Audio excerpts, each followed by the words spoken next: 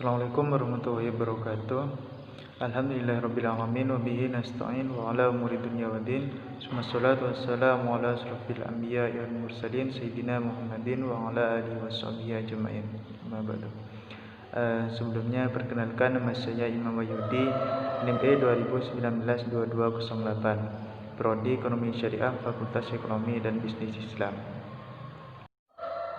Langsung saja, pengertian OJK adalah sebuah lembaga negara yang memiliki fungsi dan tugas dalam penyelenggaraan, sistem pengaturan, dan pengawasan terhadap industri jasa keuangan secara terintegrasi.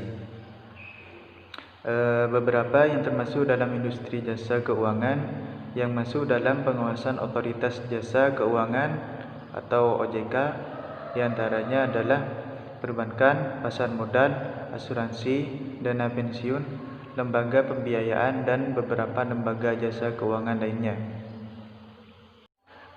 Otoritas Jasa Keuangan dibentuk berdasarkan Undang-Undang Nomor 21 Tahun 2011.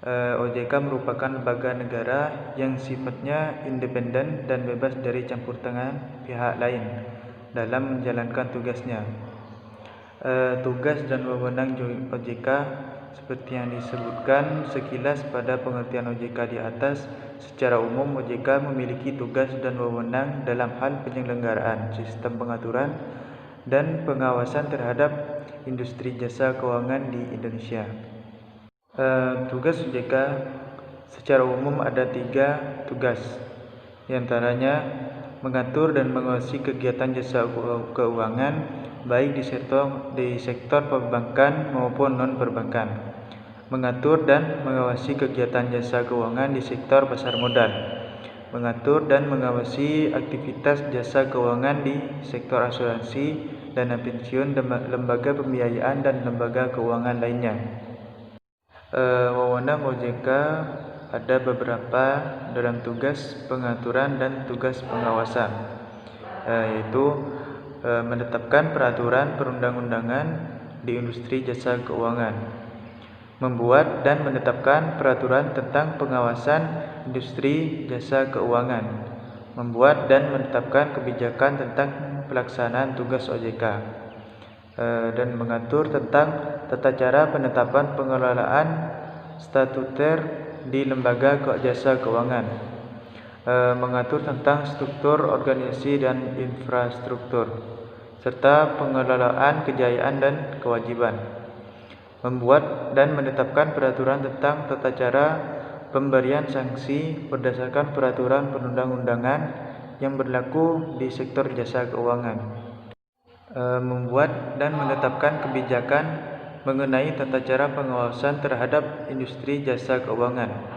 OJK dapat melakukan pengawasan, pemeriksaan, penyidikan, dan perlindungan konsumen dan tindakan lain terhadap lembaga jasa keuangan, memberikan sanksi administratif kepada pihak yang melanggar peraturan perundang-undangan di sektor jasa keuangan. OJK berwenang memberikan dan atau mencabut izin usaha, pengesahan, dan penetapan lain dalam peraturan perundang-undangan di sektor jasa keuangan. Asas Otoritas Jasa Keuangan.